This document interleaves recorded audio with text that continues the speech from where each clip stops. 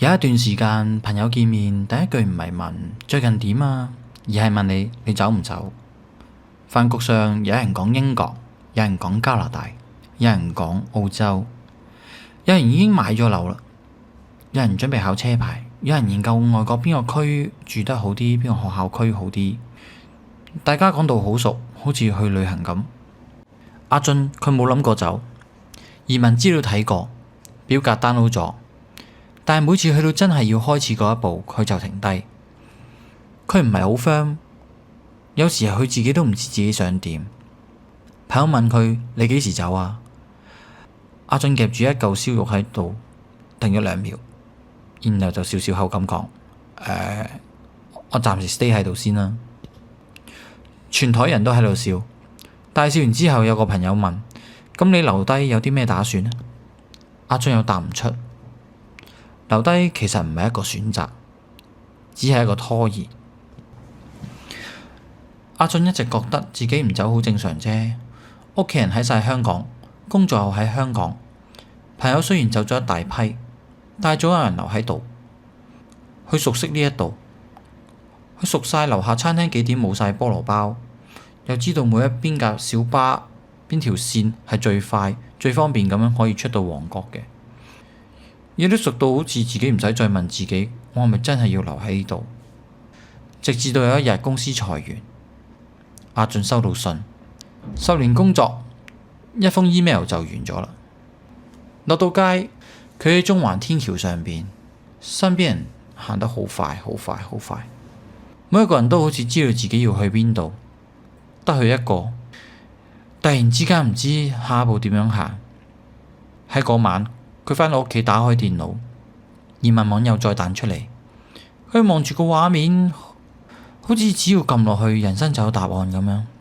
但係佢冇撳到，佢反而喺度搜尋，打咗一句：30幾歲，香港，重新開始可以做乜？搜尋結果搜到好多出嚟，但係冇一個答案可以真正答到佢。阿俊決定咗改變一下。第一件事，佢報咗咖啡班。佢幻想自己將來開一間細細嘅咖啡店，有木台，有音樂，有陽光，客人坐低慢慢咁嘆呢杯咖啡，好文青，好療愈。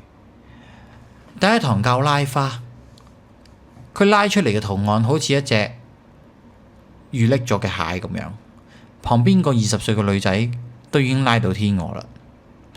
阿俊望住自己嗰杯咖啡，第一次明白。重新開始唔係想象中咁容易。重新開始係你30幾歲，坐喺一班後生仔隔籬，承認自己要乜嘢都慢慢學。之後佢又去試學剪片，第一條剪片剪咗12個鐘，最後輸出失敗。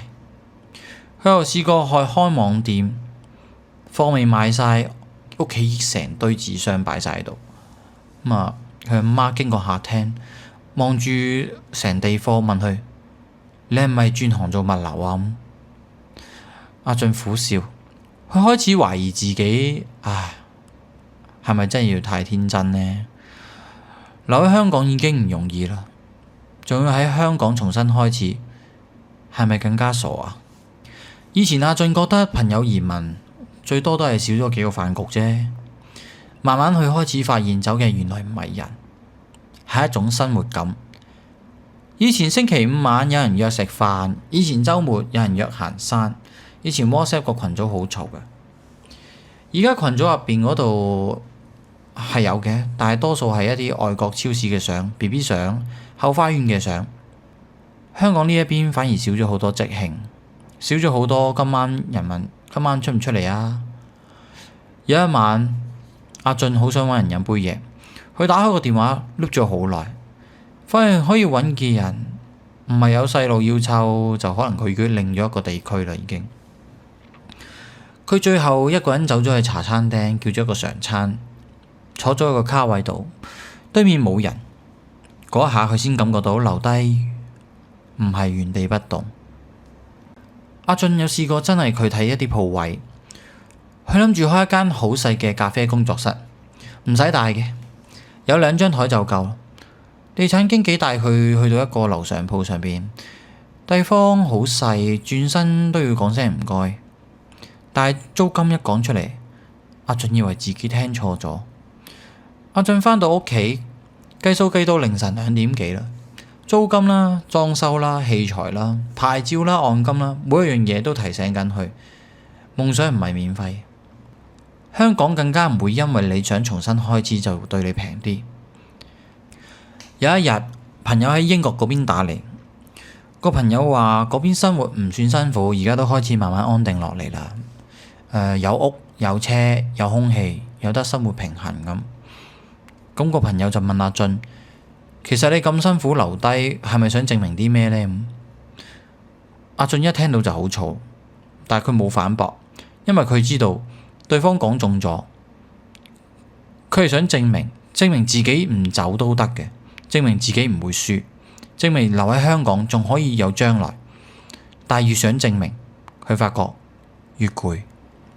有一晚，阿俊將啲咖啡工具啊、網店貨啊、課程嘅筆記全部擺晒喺地下，每一樣嘢都代表到佢一個新嘅開始。但係其實每一樣嘢都未完成。佢坐咗喺地下上面，突然之間覺得自己好失敗。佢打開咗個機票網站，今次唔係睇下，係真係想買。佢諗緊可能離開先係答案。去一個冇人識佢嘅地方重新開始，聽落好似容易啲。但係當佢準備輸入佢嘅信用卡資料買機票嘅時候，屋企突然之間停電，全屋黑晒。阿俊坐咗喺黑暗入邊，聽到窗外邊有車聲有人聲，好平常，但係好香港。佢突然之間笑咗一下，原來人生就係咁。你以為自己要做重大嘅決定嘅時候，現實就俾咗個停電你。佢冇買機票啦。第二日佢落街食個早餐，餐廳阿姐見到佢照舊問：凍奶茶少甜？阿俊點頭。坐低咗嗰一刻，佢突然之間明白咗一件事。佢一直以為重新開始要好大動作，要辭職、移民、開鋪、轉行或者走。但係可能重新開始一步，只係承認我而家唔掂，但我仲可以慢慢嚟。阿俊最後冇即刻開店，佢亦都租唔起，但係亦冇一夜之間變成成功。佢買咖啡就由擺市集開始咯。星期六日，佢喺一個小型嘅市集入邊，喺半張台上邊買一啲手沖嘅咖啡同幾款簡單嘅甜品。